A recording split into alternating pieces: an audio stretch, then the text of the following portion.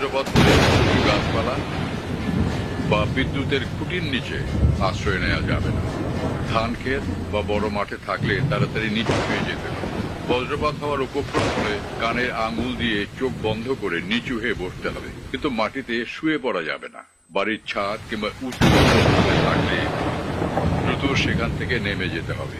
বজ্রপাতের সময় বাড়িতে থাকলে জানালার কাছাকাছি থাকা যাবে না। বজ্রপাত ও ঝড়ের সময় বাড়ির ধাতব কল, সিঁড়ির রেলিং, ধাতব রেলিং, এমনকি ল্যান্ডলাইন টেলিফোনও স্পর্শ করা যাবে না।